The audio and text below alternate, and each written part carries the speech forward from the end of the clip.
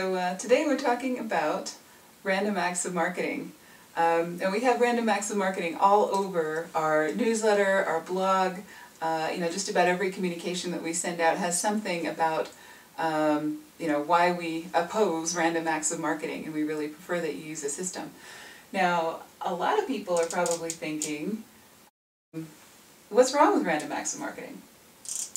Well, and there are a number of things wrong with random acts of marketing, but it's not easy to see until somebody actually lays it out and explains it to you. Right. And when you were in school, in the MBA program, you guys talked about marketing, and it was a lot simpler when you guys talked about it. Yes, but it wasn't talked about as a system approach. It was talked about as, they didn't use the term, but random acts of marketing. Exactly. And there didn't used to be anything wrong with random acts of marketing, especially in the aviation industry.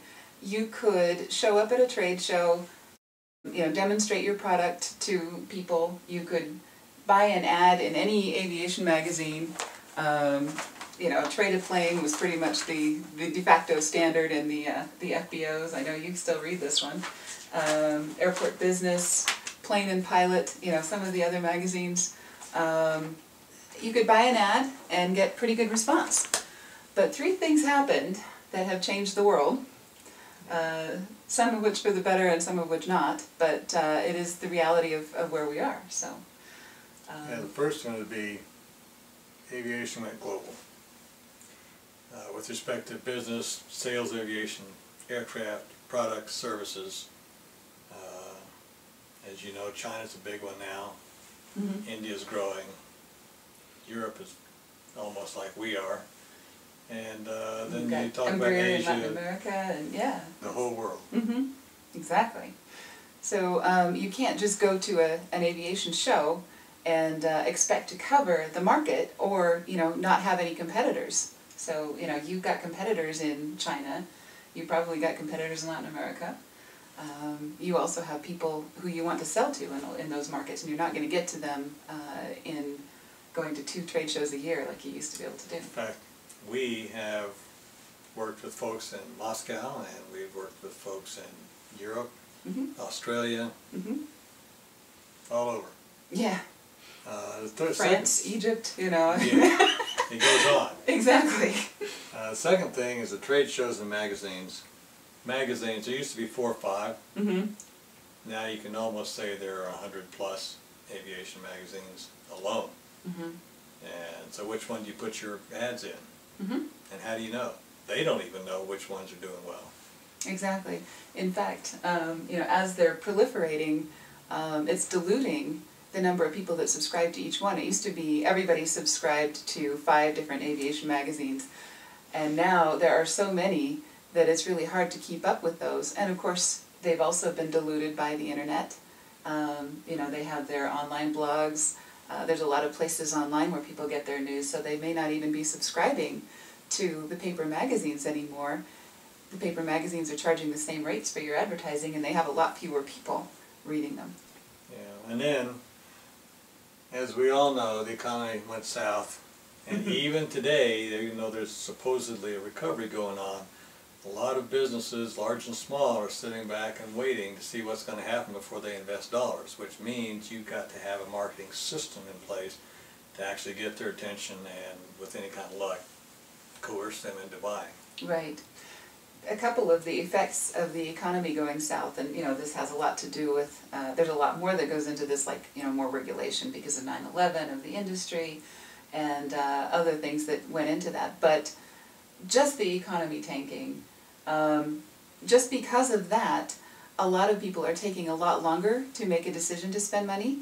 They don't just decide to buy something, they actually get a lot more of their organization involved in the purchase decision. They talk about it for days, weeks, sometimes months in the process of deciding how to spend their money.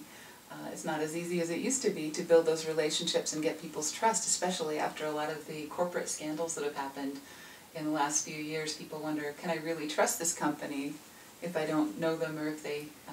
So you got to position yourself as mm-hmm. the go-to provider, the guy that's the expert and knowledgeable. Even if you compare other products that aren't yours with your product, sometimes you'll lose a sale of that, but on the other hand, most of the time, they will see that you are, in fact, the expert and will go to you. Exactly. So, I mean, the basic gist of this, or the basic outcome of all of those three things is that random acts of marketing no longer work. So what do you do instead? You want to replace your random acts of marketing with a system. And the characteristics of a great system are that the events are measurable. Every event in your system is measurable. Every event is also interchangeable. So if you have something that's not working, you can substitute it with something that is, and measure it, see how it works, and eventually do continuous improvement of each element in your system. You want to make sure that each event leads to a next step, and that there is always a next step. My flight instructor used to tell me that, always be thinking of the next step. And this is just as important in marketing as it is in flying an airplane. You always want to be ahead of the curve and, make sure that you know what's supposed to happen next. So the result is that you're in control of a pipeline of new leads, and that can really transform your business. So what does a marketing system look like? Here's a picture of one that we use for some of our clients. Yours is going to look different. Everybody's has some different elements in it, but each element you can see is measurable. We've got a number in there. Each element is also interchangeable. If we decide not to do a trade show, we can substitute that for something else and still have the system work. Phase 1, is getting attention. Phase 2 is all of the things that you need to do from the time that you've gotten a person's attention to the time that they make a sale. And sometimes that can be days, weeks, months of time that pass while you're waiting for their budget to be approved, or while you're answering all of their questions and making sure that you complete that cycle. And phase 3 is recaptures, referrals, satisfaction surveys. That's something that we really can't ignore, especially in the aviation industry. A lot of our business comes from referrals, and so that's one definitely not to ignore. So there are two ways to build your system. One is to do it yourself. We have a coaching program that is fantastic, where you're building your own internal marketing expertise, or we have consulting programs where we will do the work for you. And it's just a question of how much staff do you have, how much expertise do you have personally, how much control do you want of the whole scenario. So first, talking about the coaching program, some of the benefits of this are that your staff become the marketing experts. You're building your internal expertise there. You know your product best, so your experts, when they learn marketing, are very likely to be very effective. Other things, people always want to know, what does the coaching program include? It includes monthly webinars. It includes Q&As. Where you can ask us questions, and we'll take the time to go through that with you. Individual assistance with projects on the topic that we're covering that month.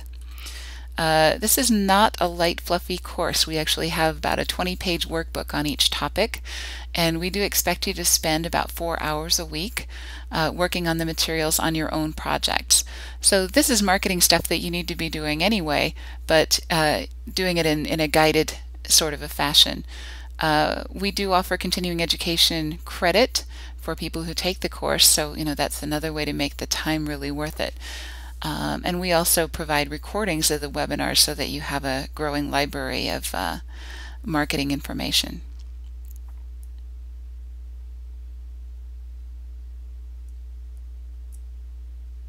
So what clients say about our coaching program are that they would recommend it to others, that it was a good value for the investment. It's actually surprised me that we haven't got anyone who has said that it wasn't a good value for the investment, because we have such a wide variety of people in the coaching program from different companies. But every one of them has found that every topic has been something that they can use. So that's something that we're really proud of. I saved a lot of time over figuring this out for myself. This is really our intention, so those are good things, and I wish I'd started sooner. We love that one as well. So other than coaching, we have consulting, and we have different service levels. So we have everything from our light aircraft program, which is kind of our bottom of the line, where we provide a little bit of assistance, to our business jet service level, which is where we do pretty much everything as a full service, as if you had hired a marketing agency to work with you full time.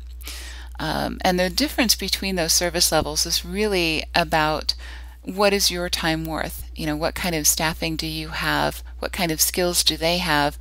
Do you want to outsource the whole thing and not worry about marketing and focus on your core business? Or do you want to really be involved and have a lot of those things be collaborative tasks? So, really the question when you look at these different service levels and decide which one of these is right for me is this question: what is your time worth?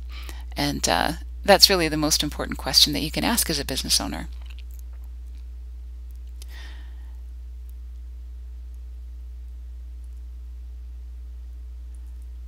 So these are our consulting service levels.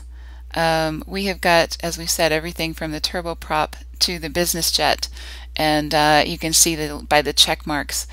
The business jet includes everything, and the light aircraft includes the basics. So you can choose the level that suits you best.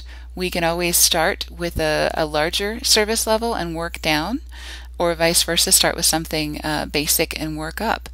A lot of folks find it really helpful to start with a higher service level and get things in place and rolling and get some sales coming in, and then they find that they may be overwhelmed with the number of leads coming in and they want to back off and go down to the turboprop or the light aircraft, and that's just fine.